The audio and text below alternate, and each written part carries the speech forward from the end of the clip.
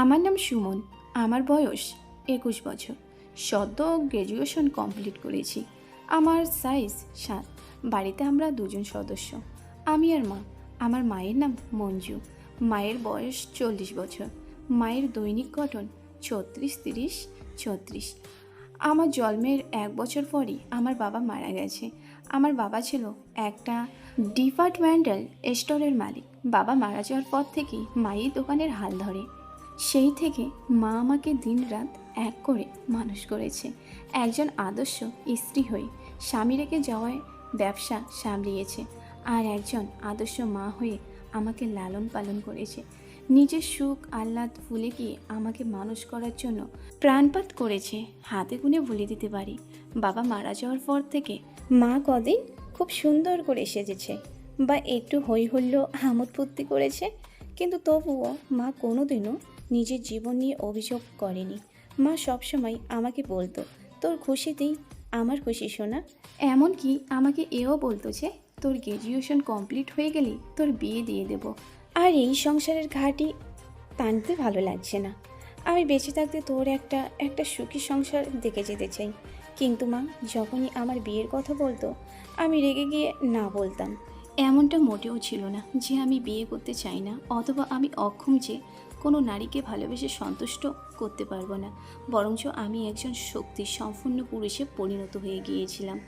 আর আমার বিশাল বড়, যেটা থেকে মেয়েরা তো কোনো ছাড়, পাক্কা মহিলারাও প্রেমে পড়ে যাবে।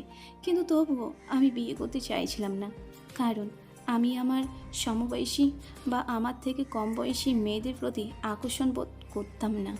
ওদের সদ্য গজিয়ে ওঠা ছোট ছোট আমের মতো বুক আর পিছন মোটেও ভালো লাগতো না। আমার তো পছন্দ ছিল মায়ের বয়সী ডবকা মহিলা, যাদের গতর আর বাতাবি লেবুর মতো ভর্তি থাকবে, খোলের মতো নরম একটা থাকবে, যেটা দেখেই আমার শুরু হয়ে যাবে। আমি তো ভেবেই রেখেছিলাম যে আমার জীবনে কোনো মেয়ে নয়, ডবকা কোনো মহিলাই আসবে। হ্যাঁ, সেই সঙ্গে এটাও জানতাম যে আমার ইচ্ছা কোনোদিনই পূরণ হবে না, কারণ আমার মা কখনোই এতে রাজি হবে না। সেই জন্যই আমি সবসময় বিয়ের ব্যাপারে না করতাম। মাকে বলতাম যে আমি তোমার সঙ্গেই থাকবো, বিয়ে করব না।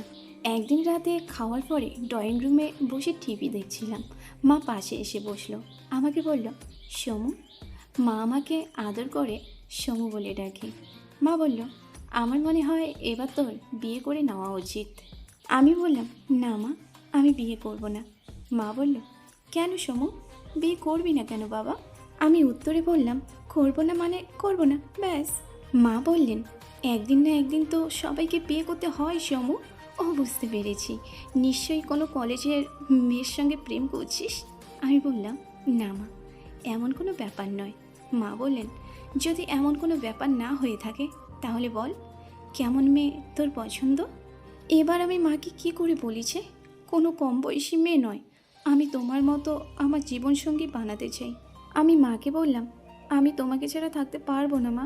বিয়ে করলে নতুন বউ এসে তোমার সঙ্গে খারাপ ব্যবহার করবে, আমি সেটা সহ্য করতে পারবো না। আমি তোমাকে সবসময় হাসি খুশি দেখতে চাই মা।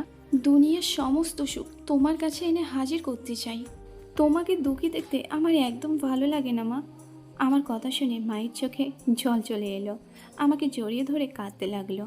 খানিকক্ষণ পরে চোখ মুছে মা আমাকে বলল, একটা কথা বলতো সমু, আমাকে তোর কেমন লাগে? আমি বললাম, খুব ভালো লাগে। তুমি আমার মা, তোমাকে আমার খারাপ লাগবে কেন? সেই ছোট্ট থেকে দেখে আসি তুমি আমার জন্য কত কষ্ট সহ্য করেছো। মা বলল, না রে সমু, সেই ভালো লাগা নয়। আমি বলতে চাইছি যে তুই একজন পুরুষ আর আমি নারী। পুরুষ হিসাবে আমাকে তোর কেমন লাগে? আমি বললাম, সত্যি বলছি মা, তোমাকে আমার খুব ভালো লাগে, অনেক সুন্দর দেখতে তুমি। মা আমাকে বলল, আমাকে কি তো সুন্দর লাগে? আমি তো নিজের কানকে বিশ্বাস করতে পারছি না, এটা কি শুনলাম আমি। আমার মা আমার কাছে জানতে চাইছে তাকে আমার সুন্দর লাগে কি না। এখানে বলে রাখি, আমার মাকে দেখতে অনেকটা নায়িকার মতো, আর এইরকম মহিলাই আমার স্বপ্নের রানী ছিল।